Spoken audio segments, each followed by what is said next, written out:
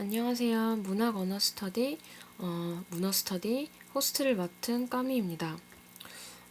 스페인어와 그리고 한국어를 돌고 돌아서 다시 프랑스어 발제로 돌아왔어요. 두 번째로 하는 프랑스어 발제인데, 프랑스어 중간고사를 봤어요.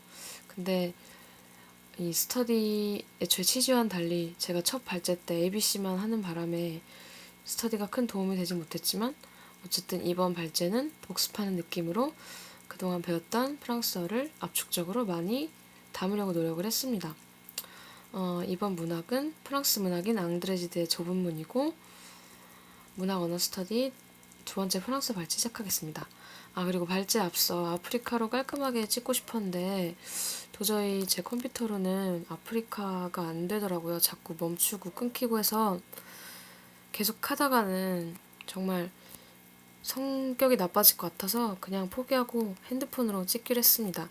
영상이 좀 흔들리더라도 이해해 주시길 바래요. 프랑스어 인사입니다. 모든 언어를 배울 때 처음으로 배우는 게 문법이고 뭐고 잘 몰라도 일단 인사부터 배우잖아요. 우리가 굿모닝, 하와이유부터 배우듯이 프랑스어로 한번 인사를 배워볼게요.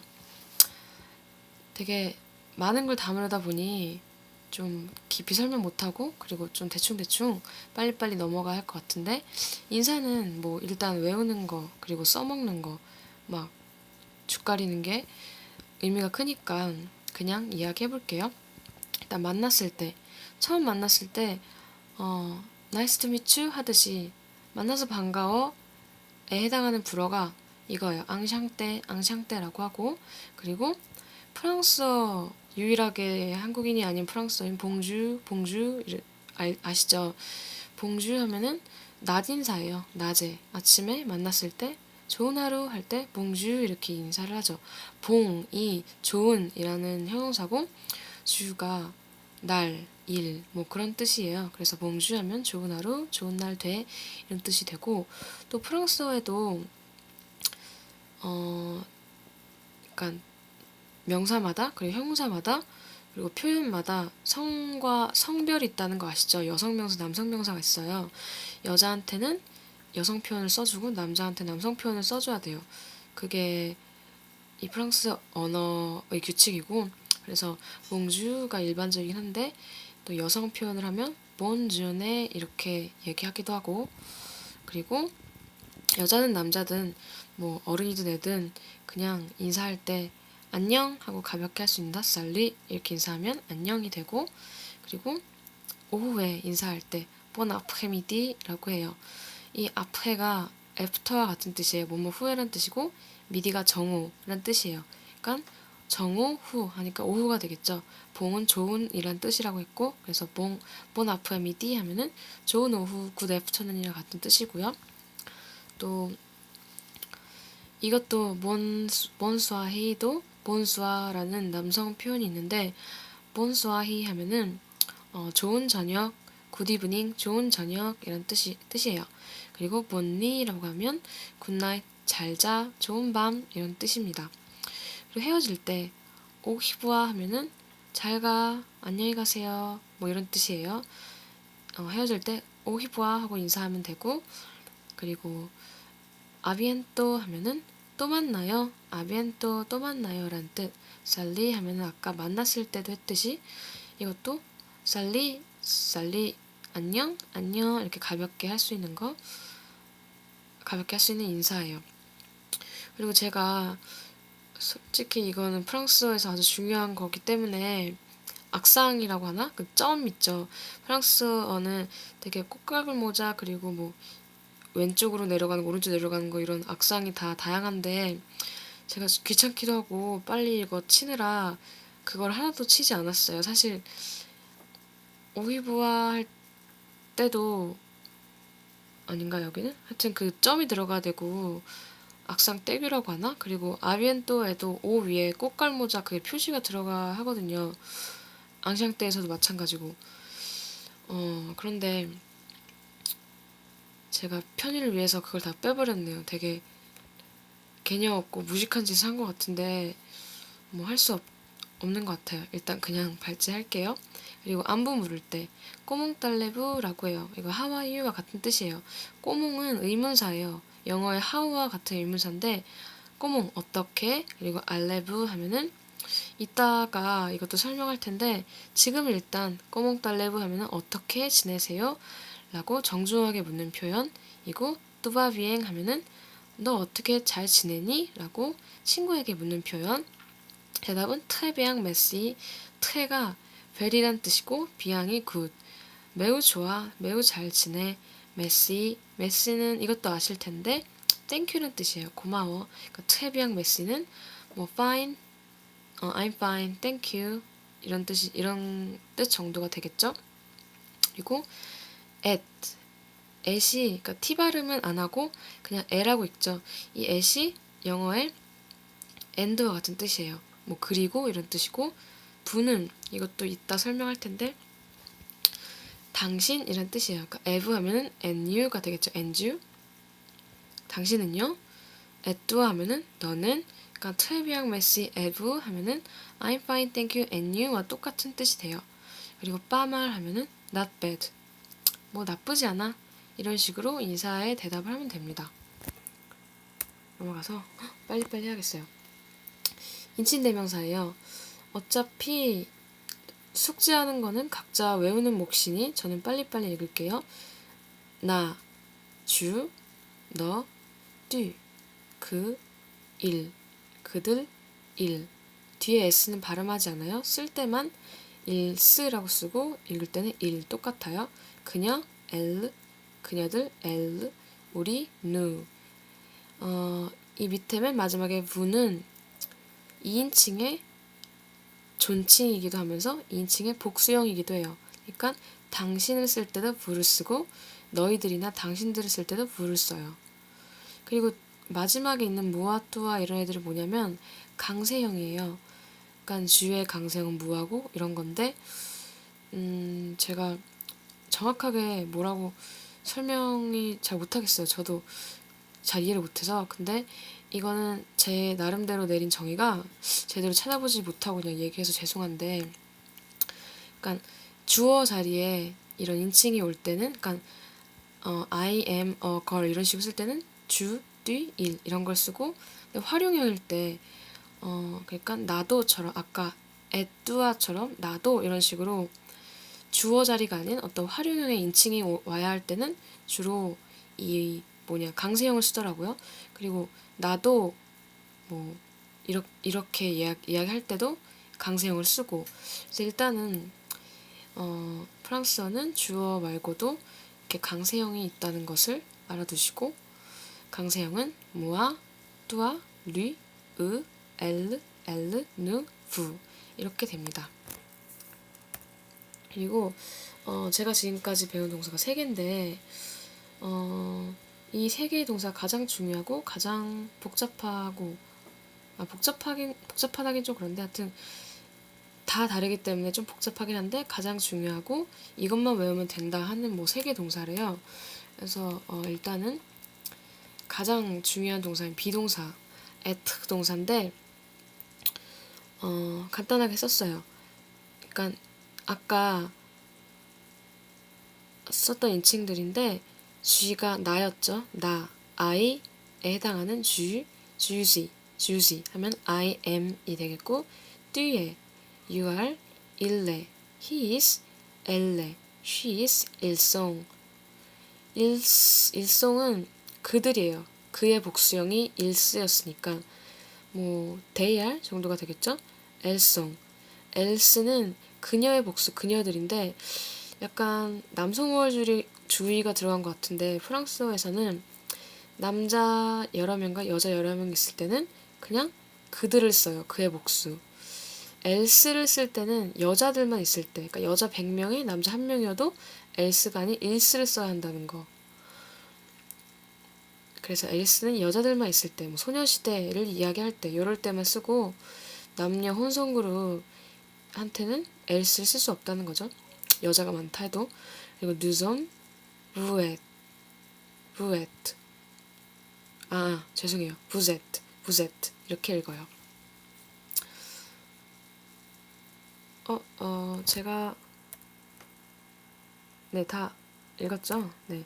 그래서 nous 하면은 누가 우리였으니까 우리는 we are, vous êtes 하면은 당신은 뭐 you와 당신의 존칭이었으니까 이 정도로 하고 다음은 알레 동사 이거는 고라고 알려주셨는데 가다란 뜻도 있는데 주로 뭐 지내다 라는 뜻으로 사용이 되더라고요. 되게 많은 뜻 사용이 되는 것 같은데 예를 들어 I'm fine, thank you 뭐 이런 식으로 쓸 때 나는 잘 지내, 지낸다, 어떻게 지내?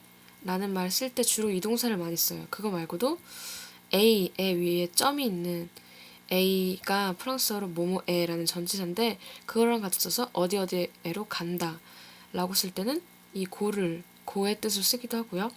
그래서 tu vas, tu vas, tu vas, il va, elle va, ils vont, elles vont. 실수했네요. 여기 6번째 L에다가 S를 붙였어야 했는데 elles vont 하여튼 이건 nous allons, vous allez. 그래서 아까 꼬몽달래부 했을 때 기억나실런지 모르겠지만 코멘트, 그러니까 꼬몽하고 뒤에 알레브가 여기 부잘레를 뒤집어 놓고 찍은 그런 형태예요. 이건 이따 의문형 할 때 설명할 건데 그래서 주바 비행 하면은 비행이 아까 잘, 굿 이란 뜻의 형용사라고 설명해드렸죠. 그래서 주바 비행 하면 나는 잘 지내. 뚜바 트레비앙 하면은 너는 매우 잘 지내. 일바 트레비앙 그는 매우 잘 지내. 이런 식으로 쓰고 주바자 파히 하면은 나는 파리로 간다. 뚜바자 파히 하면은 너는 파리로 간다. 이렇게 씁니다. 그리고 여기서 예문은 안 들었던 것 같은데 주시 꼬에양 이런 식으로 써요. 나는 한국인이다. 시간이 없어서 빨리 넘어갈게요. 다음 아부아 동사 이건 have 동사예요. 이 동사도 프랑스어 되게 많이 쓰나 봐요. 그래서 읽으면 주아. 근데 프랑스어는 연음을 되게 좋아하나 봐요. 그래서 이렇게 모음끼리 붙을 때는 앞에 모음을 없애주고 이렇게 줄여서 축약형으로 써요. 영어에서도 그렇게 쓰죠. IM을 IM으로 쓰잖아요. 그래서 자 이렇게 읽으면 되고 뚜아, 일라, 엘라, 엘송, 엘송, nous avons, vous avez 이렇게 읽습니다. 그리고 부정문 만들기. 부정문은 어떻게 만들까요? 부정문 만드는 거 굉장히 쉬워요. 약간 주동사 앞뒤로 느와 빠를 넣으면 돼요. 그래서 주시 거에양 하면은 이거 주가 I에 해당하는 비동사였죠. 그래서 I am a Korean이란 뜻이에요. 주시 거에양 나는 한국인입니다.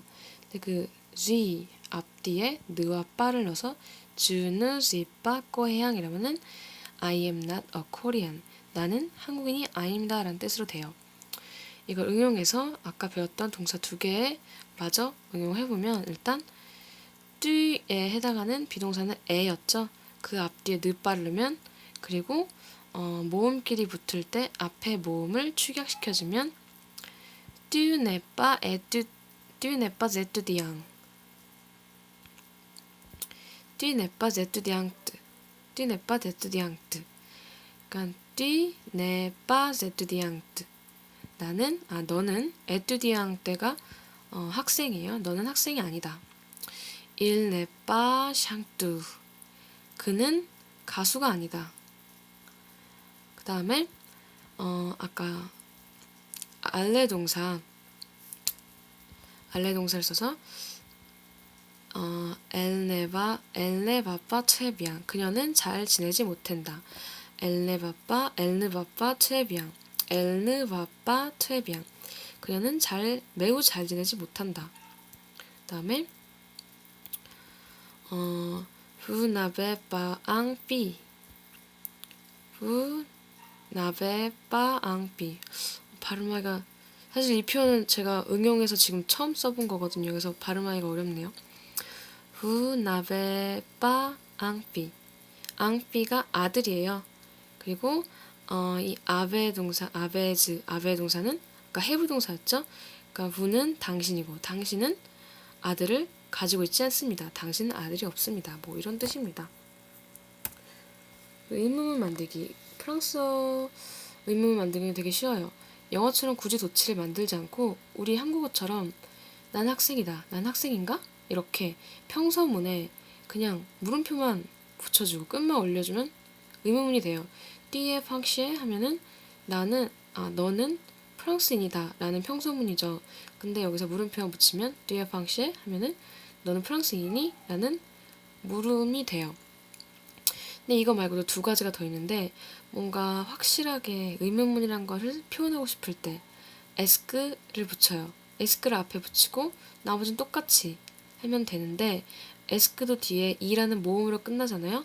그래서 일이나 엘처럼 모음으로 시작하는 주어와 함께 붙을 때는 앞에 이를 축약시켜줍니다. 그래서 에스킬레 메드상 에스킬레 메드상 하면은 일레 메드상이 그는 의사다. 메드상이 의사예요. 그리고 일레 메드상 그는 의사다. 일레 메드상 그는 의사니 에스킬레 메드상 그는 의사니 다 의문문이 될 수 있어요. 그리고 약간 문어적 표현으로 주어와 영어처럼 주어와 동사를 도치해도 의문문을 만들 수가 있어요. 그래서 vous êtes marié. 마희가 형용사, 결혼한이라는 형용사거든요. 그래서 vous êtes marié 하면은 당신은 결혼했습니다 라는 평서문인데 vous êtes marié? 라고 물어봐도 되지만 동사와 주어와 동사를 도치해서 êtes-vous marié? êtes-vous marié? 라고 물어보면 당신은 결혼했습니까? 라는 의문문이 되고 도치했을 때는 꼭 도치했다는 것을 나타내기 위해 찍 그어줘야 합니다. 드디어 프랑스어가 끝났네요. 되게 빨리빨리 얘기해서 잘 안 들리실 수도 있는데 저는 최대한 많은 것을 제가 배운 걸 자랑하고 싶었기 때문에 일단 다 얘기했고요. 이제 문학으로 들어갑시다. 빨리빨리 설명할게요. 이번 책은 앙드레지들의 좁은 문이에요. 제목은 들어보셨을 것 같아요. 이 역시 노벨 문학상을 받은 프랑스 문학입니다. 요즘에 노벨 문학상을 받은 문학 위주로 읽고 있거든요. 뭐 좋은 게 좋은 거다라는 것을 실천하고 있습니다. 줄거리를 대략 정말 간단하게 소개를 하면 인물부터 소개할게요. 알리사, 제롬, 줄리에트 이 세 명의 핵심 인물인데 일단 제롬은 아빠를 잃고 엄마와 단둘이 사는 소년인데 병약한 소년이고 되게 의기소침하고 소심한 그런 환경이 그를 그렇게 만든 것 같기도 한데 되게 엄격한 청교도적 그 사회에서 그런 가정에서 굉장히 의기소침하게 그리고 불우한 가정 환경으로 인해 소심하게 자라는 남자예요. 근데 알리사는 그의 사촌인데 그러니까 외삼촌의 딸이에요. 근데 알리사 역시 엄마가 도망가고 그 엄마가 굉장히 남자를 이렇게 굉장히 아름다운 분인데 남자를 되게 좋아하고 그래서 되게 쾌락을 즐기고 행복, 자기 인생, 자유를 추구해서 떠난 사람이에요. 그래서 그런 상처를 안고 장녀라는 그런 부담스러운 자리에서 홀로 남은 아버지, 늘 우울증에 빠져있는 아버지를 위로하는 그런 책임감 있는 위치를 떠맡아 했던 알리사. 굉장히 사색을 좋아하고 혼자 있기 좋아하고 되게 뭔가 항상 우수에 차 있는 그런 조용하고 차분한 생각을 많이 하는 그런 여자아이고 줄리에트는 알리사의 동생인데 알리사 반대로 굉장히 쾌활하고 밝고 되게 명랑하고 그런 애예요. 이런 애들이 나오는데 줄거리는 일단 알리사와 제롬이 서로 사랑을 해요.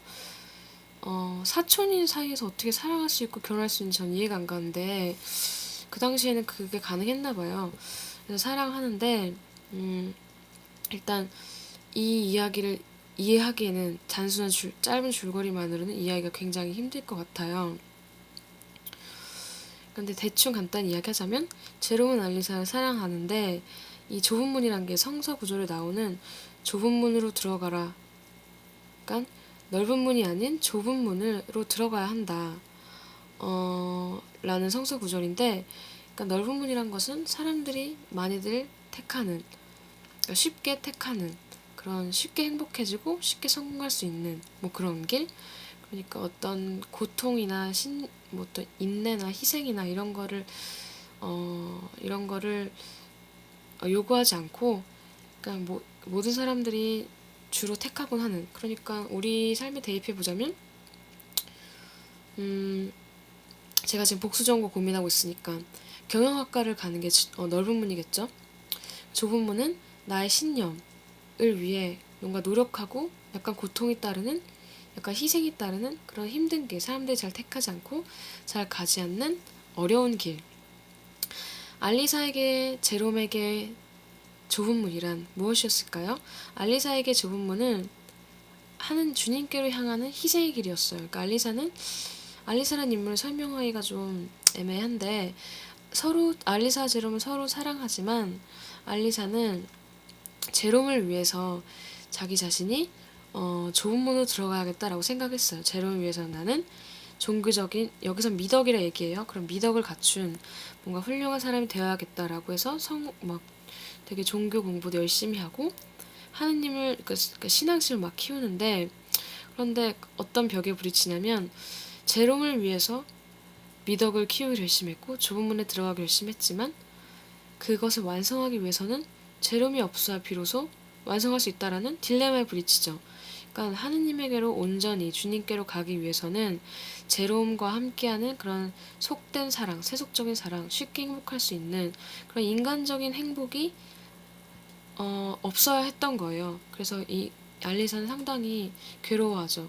오로지 제롬밖에 없고 제롬을 너무너무 사랑하고 제롬을 위해서 산다고 해도 과언이 아닌데, 그 제롬을 위해 하여 택한 그 길의 완성이 제롬이 없어야만 달성되는 성스러운 길이라는 것이 그녀를 너무 힘들게 합니다.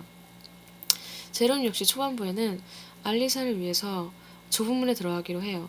그러니까 알리사의 엄마, 그러니까 외숙모를 보며 어떤 속된 행복, 그런 세속적 행복에 되게 염세를 느낀, 그런 환멸을 느낀 제롬은 성스러운 알리사를 위해서라도 나는 좁은 문에 들어가야겠다. 그러니까 주님을 위한 길, 알리사를 당장 만나서 행복한 거 말고 당장 만나고 싶은 마음을 참고 행복을 뒤로 좀 유보하더라도 미덕을 쌓아서 알리사 함께 성스러운 순수한 그런 상태로 우리 함께 좋은 문에 들어가겠다라고 생각을 하죠. 그렇지만 제롬은 굉장히 알리사를 사랑하기 때문에 알리사 함께하고 싶었지만 알리사는 계속해서 제롬을 멀리해요. 근데 이게 알리사가 자기가 좁은 문에 들어가려고 제롬을 멀리하는 이기적인 생각이 아니라, 제롬이 미덕을 온전히 쌓고 제롬이 좁은 문에 들어가기 위해서는, 제롬이 주님의 품으로 들어가기 위해서는 내가 불필요하다. 그러니까 주님과 제롬 사이에 알리사라는 내가 방해물이 된다고 생각을 해서 제롬을 위해서, 제롬의 학문과 신앙을 위해서 끊임없이 제롬을 멀리합니다. 둘이 편지만 계속 주고받으면서 우리 만나지 않는 게 우리에겐 더 좋아, 만나지 말자 하면서 서로 몇 년 동안 끊임없이 사랑했음에도 편지만 주고받고 오히려 만나서 한마디도 하지 않고 만나지 말자고 괴로워하고 그러면서도 끊임없이 갈구하는 그런 굉장히 답답한 상황을 연출해요. 반면 줄리에트 역시 제롬을 사랑합니다. 하지만 줄리에트는 언니를 위해, 또 언니와 제롬의 사랑을 위해 자기 사랑을 희생해요. 그러니까 알리사가 줄리에트가 제롬을 사랑하는 것을 알고 둘이 이어주려고 하는데, 그걸 알자마자 줄리에트는 사랑하지도 않는 대머리 벗겨진 나이 많은 사람에게 시집을 갑니다. 오로지 둘의 사랑을 위해. 뭐 이런 사랑으로, 그리고 신앙으로, 종교적 신앙으로 넓은 문과 좁은 문에 대한 어떤 번민으로 얽히고 설킨 세 인물이에요. 시간이 없으니 작가 소개는 일단 넘어가고, 이렇게 해서 논점은 좁은 문에 들어가려고 애쓴 삶이 가치 있는 삶인가? 라는 논점입니다. 그러니까 아까 설명했듯이 좁은 문이란 것은 여기 이 내용에 국한돼서 단순히 그냥 신앙을 꿈꾸는, 신앙에 온 내 생을 바친 삶이 가치 있는가? 뭐 이런 얘기는 절대 아니고요. 우리 모두 각자의 좁은 문이 있잖아요. 각자 신념이 있어요. 그것은 긍정적이기도 하고 부정적일 수도 있겠죠. 예를 들어 극단적으로 만약에 저에게 대입시키자면, 제가 그런 건 아니지만 예를 들면 제가 국문학과예요. 그래서 만약에 나는 진짜 문학만 할 거야, 딴 거 아무것도 공부 안 할 거고 진짜 문학으로 먹고 살 거야, 난 시 쓸 거고 난 글 쓸 거야, 상당히 시인, 예를 들어 난 시인이 될 거야 라고 생각하면 이건 내 신념이지만, 근데 되게 무식하게 다른 거 다 그냥 필요 없고 복수한 거 필요 없고 난 문학만 팔 거야, 이게 나의 좁은 문일 수도 있는 거죠, 예를 들면. 그런데 그런 거에 들어가려고 애쓴 삶이 가치 있는 삶인가? 넓은 문, 약간 타협하더라도 좀 더 쉽게 남들이 하듯이, 남들이 모두 좋고 옳다 여기듯이 남들이 사는 삶의 방식처럼 그 방식대로 사는 것도 나쁘지 않지 않을까라는 의문입니다. 그러니까 여기서 저의 의견을 말하자면, 저는 좁은 문에 들어가려 애쓴 삶은 가치가 없다. 차라리 내일을 위해 오늘의 생을 낭비하고 오늘의 생을 버리는 집보다, 넓은 문일지라도 그 속에서 행복을 찾으면서 오늘 행복하고 내일 행복하고 실질적인 나의 행복을 추구하는 게 낫다라는 거예요. 그러니까 이게 오늘 행복 대 내일의 준비의 논점과는 연관된다고 생각한 것은, 좁은 문에 들어가려고 나의 신념만을 추구하려고 어, 말하자면 나의 완벽하고 나의 행복한 미래, 내일을 준비하기 위해서 오늘을 끊임없이 참고 버리고 오늘을 없애는 거죠. 숨기는 거죠. 근데 넓은 문에 그냥 들어가는 것은 오늘 행복하고 남들과 함께 그냥 즐겁고 남들이 추구하고 좋아하는 것으로 가고, 이렇게 어떻게 보면 쉽게 행복해지는 노력이 덜한 길일 수도 있지만 오늘 행복한 거예요. 내일을 위해서, 그러니까 알리사 경우 신앙을 위해서 재롱과 사랑을 참는, 그러니까 참된 나의 어떤 천국으로 들어가는 그런 성스러움을 위해서 제론과의 오늘의 인간 행복을 참는 게 아니라 그냥 오늘 제론과 사랑하는 거죠. 내일 내가 천국을 들어가는 거는 내일 생각하고 오늘 사랑하는 거예요. 왜냐면 내가 오늘을 참든 오늘을 즐기든 내가 내일 어떻게 될지 모르는 거고, 아무것도 확신할 수 없는 상황에서 제일 확실한 것은 눈앞에 놓인 행복과 눈앞에 놓인 즐거움이잖아요. 내가 내일을 위해 오늘을 참는다고 내일이 정말 밝을 거라는 확신도 없고, 내가 천국을 위해 재론과 사랑을 포기한다고 해도 천국에 들어갈 수 있을지, 천국에 있을지 없을지도 확실하지 않은 거고, 이런 고민에서 나온 논점입니다. 누구나 좁은 문, 넓은 문에 대한 고민에 당면에 있다고 생각합니다. 현실인가 이상인가 라는 논점으로도 확장될 수 있겠네요. 그리고 이건 자문 구할 멘토인데 이거는 스터디 내에서 더 자세히 설명하도록 하고, 길어진 발제에 다소 죄송합니다. 여기까지 발제 마치겠습니다. 감사합니다.